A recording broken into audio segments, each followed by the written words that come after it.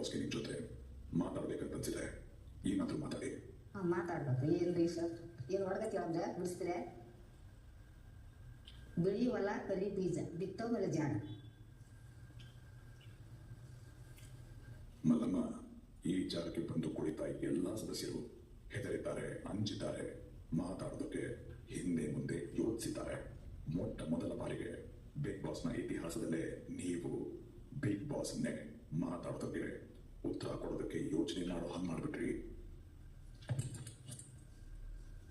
ಮಲ್ಲಮ್ಮ, ಯೋಚಿಸಿ ಉತ್ತರ ಹೇಳುತ್ತಿದ್ದೇನೆ. ಕಣ್ಣು ಸರಿಯೇ? ಸರಿ ಇಲ್ಲ. ಮಲ್ಲಮ್ಮ, ನಿಮ್ಮ ಒಗಟಿಗೆ ಉತ್ತರ ಹುಡುಕೋದಕ್ಕೆ ಒಂದು ಚಿಕ್ಕ ಸುಳಿವಾದರೂ ಕೊಡಬಹುದೇ?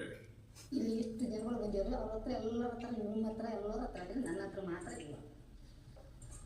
ನಿಮ್ಮ ಒಗಟಿಗೆ ಉತ್ತರ ಅಕ್ಷರಗಳೇ. ಅಕ್ಷರ ವಿದ್ಯೆ. ಇದು ಕರೆಕ್ಟ್. ಮಲ್ಲಮ್ಮ, ನೀವೇನೋ ಹೇಳೋದಕ್ಕೆ ಹೊರಟಿದ್ರಿ, ಹೇಳಿ. ನಂದು ಹೇಳ್ಬೇಕಾಗಿದ್ರಿ. ಮರದಾಗ ಮರ ಹುಟ್ಟಿ ನಕ್ಷತ್ರ ಕಾಯಿ ಕಿಲ್ಲಾರ್ದನ್ನು ಬಲಿಸೆ. ಮಲ್ಲಮ್ಮ, ಬಿಗ್ ಬಾಸ್ ಮೇಲೆ ಸೇರಿ ತೀರಿಸ್ಕೊತಿದ್ದೀರಿ. ಈಗ ಸ್ವಲ್ಪ ನನಗೆ ಅರ್ಥ ಆಗುವಾಗೆ ನಿಧಾನವಾಗಿ ಕೇಳಿ.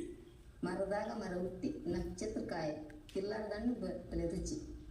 ಮಲ್ಲಮ್ಮ, ನಿಮ್ಮ ನಮ್ಮ ನಡುವಿನ ಒಗ್ಗಟ್ಟಿನ ಯುದ್ಧದಲ್ಲಿ ಬಿಗ್ ಬಾಸ್ ನಿಮಗೆ ಶರಣಾಗುತ್ತಿದ್ದಾರೆ. ಇದು ಭಾರಿ ಕಷ್ಟವಿದೆ. ಉತ್ತರವನ್ನು ನೀವೇ ತಿಳಿಸಿಕೊಡಿ. ಮಗು ಇಷ್ಟು ಚಂದ ಇದೆ ಮಲ್ಲಮ್ಮ. ನೀವು ಕೂಡ ಇಷ್ಟು ದೊಡ್ಡ ಮನೆಯಲ್ಲಿ ಎಲ್ಲರ ನಡುವೆ ಒಂದು ಮಗು ಇದ್ದ ಹಾಗೆ. ನಿಮ್ಮ ಈ ಮುಗ್ಧತೆ ಹೀಗೆ ಇರಲಿ.